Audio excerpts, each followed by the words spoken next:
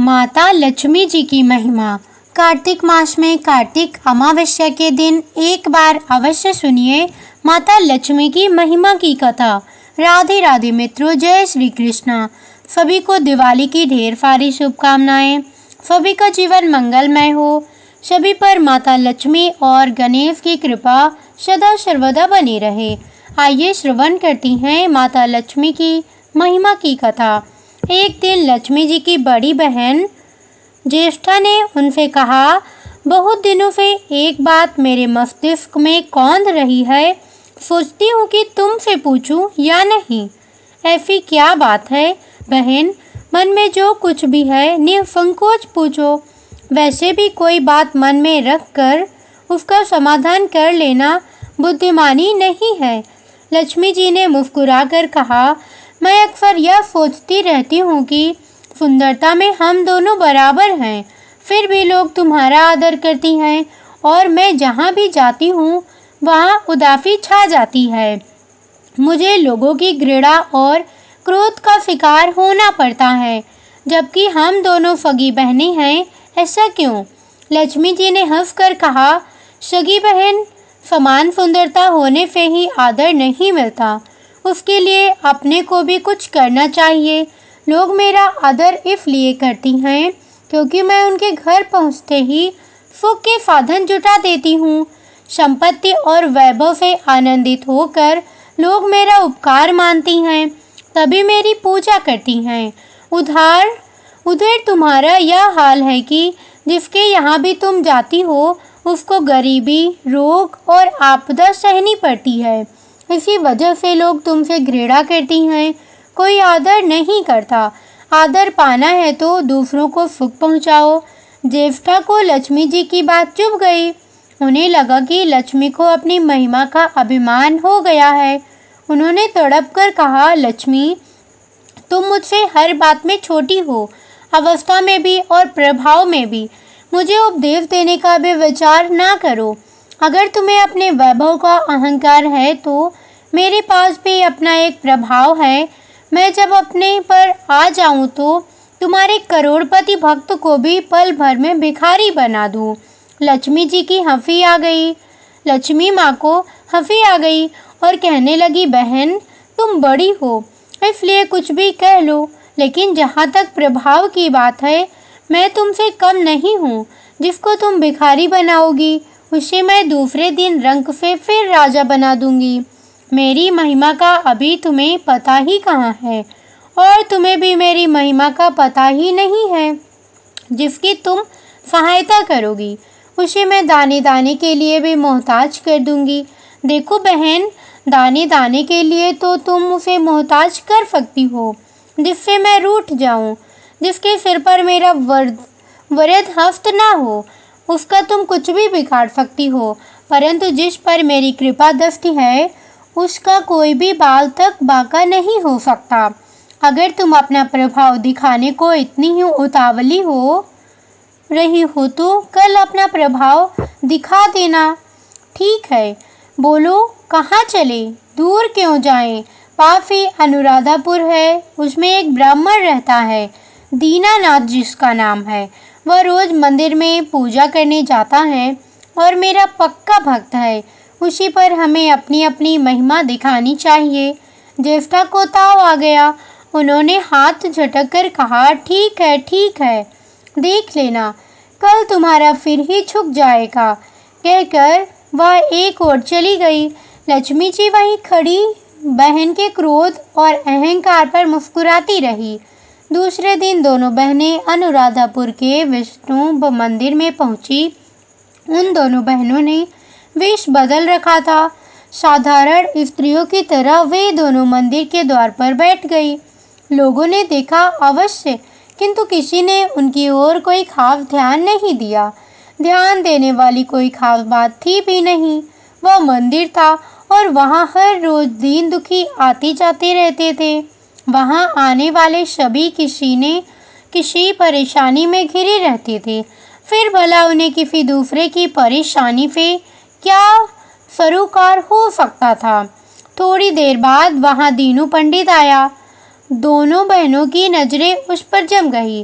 पूजा करके जब वह लौटने लगा तो ज्येष्ठा ने कहा, लक्ष्मी, वह तुम्हारा भक्त आ रहा है, बन पड़े तो कोई सहायता करो। हाँ, करती हूँ, कहकर लक्ष्मी जी ने एक पोला बांस देकर के रास्ते में रख दिया, जिसमें मोहरे भरी हुई थी। ज्येष्ठा ने बांस को छूकर कहा, अब तुम मेरा प्रभाव भी देख लेना।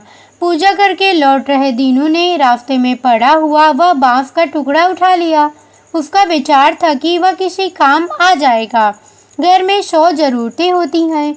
अभी वह पंडित कुछ ही आगे बढ़ा था कि उसे एक लड़का मिला। लड़के ने पहले पंडित जी से राम राम की, फिर बड़ी ही नम्रता से बोला, पंडित जी, मुझे अपनी चारपाई के लिए बिल्कुल ऐसा ही बांस चाहिए। दादाजी ने यह कहकर भेजा है कि जाओ बाजार से ले आओ। ऐसा बांस पंडित जी कहाँ मिलेगा? दीनू ने कहा, मैंने मोल नहीं लिया, रास्ते में पड़ा था वो उठा लाया। लो, तुम्हें ज़रूरत है तो तुम ही रख लो, वैसे बाजार में 1 रुपये से कम का नहीं है। लड़के ने चवन्नी देते हुए कहा, मगर मेरे पास तो यह चवन्नी ही है पंडित जी, अभी भी तो आप इसे ही रखिए, बाकी 12 आने शाम को दे जाऊंगा। पंडित जी खुश थे कि बिना किसी हील हुज्जत के रुपया कमा लिया। दीनू पंडित ने चवन्न बांस लड़के को दे दिया और वह चवन्नी अपनी डोलची में रख दी। उसके बाद क्या हुआ? मंदिर के पास खड़ी दोनों देवियां यह सारी लीला देख रही थी। ज्येष्ठा ने कहा, लक्ष्मी, देखा तुमने, तुम्हारी इतनी सारी मोहरे मात्र एक चवन्नी में बिक गई, और अभी क्या यह चवन्नी भी तुम्हारे भक्त के पास नहीं रुकेगी। चलो उसके पीछे चलती हैं और देखती हैं कि क्या होता है। दोनों बहनें दीनू के पीछे पीछे चलने लगी। एक तालाब के पास दीनू ने डोलची रख दी और कमल के फूल तोड़ने लगा। उसी बीच एक चरवाहे का लड़का आया और डोलची में रखी हुई चवन्नी लेकर भाग गया। दीनू को पता ही नहीं चला। फूल तोड़कर वह अपने घर चलने लगा। इतने में वही लड़का आता हुआ दिखाई दिया जिसने चवन्नी देकर उसे बांस ले लिया था। करीब आकर वह बोला, पंडित जी, यह बांस तो बहुत वजनी है। दादाजी ने कहा है कि कोई हल्का बांस चाहिए, इसकी चारपाई ठीक नहीं होगी। यह लीजिए, आप अपना बांस वापस ले लीजिए। कहकर उसने बांस पंडित जी के हवाले कर दिया। दीनू ने बांस ले लिया, लेकिन चवन्नी तो डोलची में थी ही नहीं। तब उसने कहा, बेटा, चवन्नी तो कहीं गिर गई, तुम मेरे साथ घर चलो, वहाँ दूसरी दे दूँगा। इस समय मेरे पास एक भी पैसा नहीं है, तब आप जाइए, मैं शाम को आकर घर से ले लूँगा। यह कहकर लड़का अपनी राह लौट गया।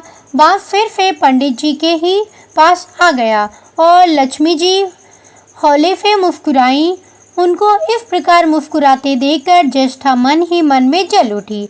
वह बोली, अभी तो खेल शुरू ही हुआ है, देखती चलो कि मैं इसे कैसे तिगनी का नाच नचाती हूँ। दीनू बेचारा इन सब बातों से बेखबर अपनी ही धुन में आगे बढ़ा चला जा रहा था। उसे क्या पता था कि वह शतरंज का मोहरा बना हुआ है। वह तो धूप छाँव की भांति दोनों बहनों का प्रभाव सहता चुपचाप चला जा रहा था। आगे चलकर गांव का एक अहीर मिला। उसने दीनू को चवन्नी वापस करते हुए बताया, पंडित जी, मेरा लड़का आपकी डोलची से यह चवन्नी उठा लाया था। वह बड़ा ही शैतान है। मैं आपकी वही चवन्नी लौटाने आया हूँ। हो सके तो उस शैतान को माफ़ कर दीजिएगा। दीनू ने आशीर्वाद देकर चवन्नी ले ली और प्रसन्न मन से उस लड़के को पुकारने लगा, जो शाम को घर आकर चवन्नी लेने की बात कहकर लौटा जा रहा था। आवाज़ सुनकर लड़का लौट आया।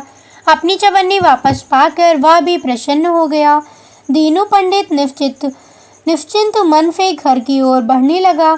उसके एक हाथ में पूजा की डोलची थी और दूसरे में वही 5 हाथ का लंबा बांस।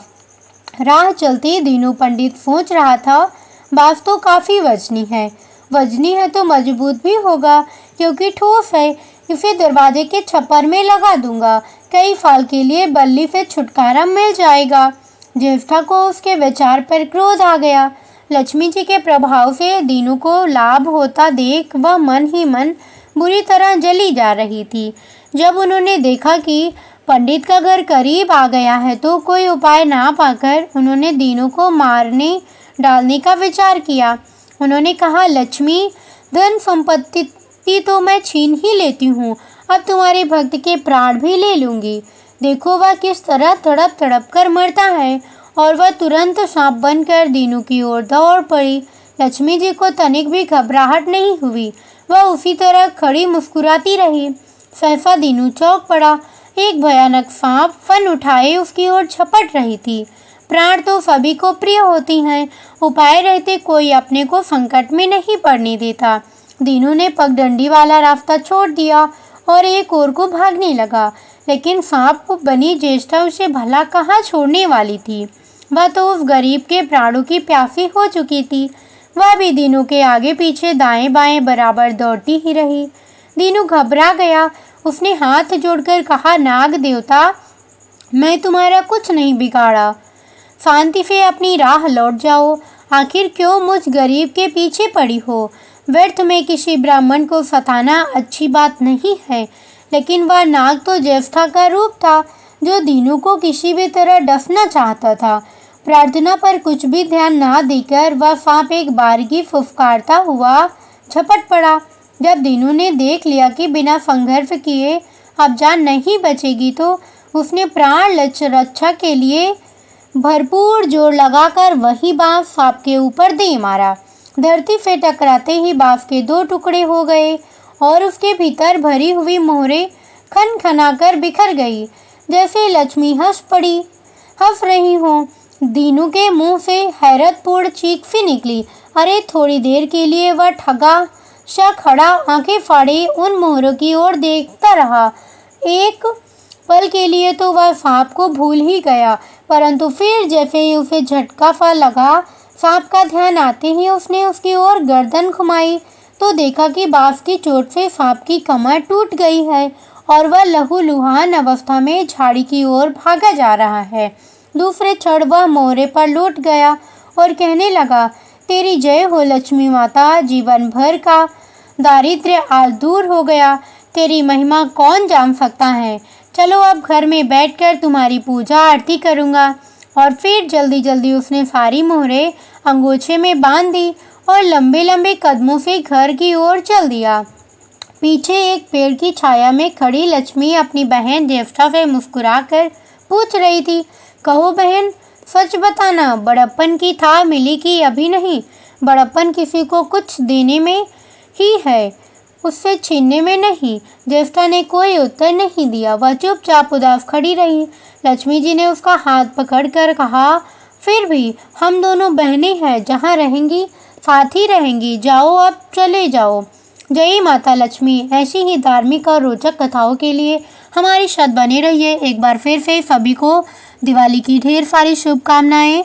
पटाखे उतने ही फोड़े जितने में आपको नुकसान ना हो, क्योंकि रुपया बर्बाद करना अच्छा नहीं होता। मिलती हूँ एक धार्मिक और रोचक कथा के साथ, तब तक के लिए जय बजरंगबली। राम राम।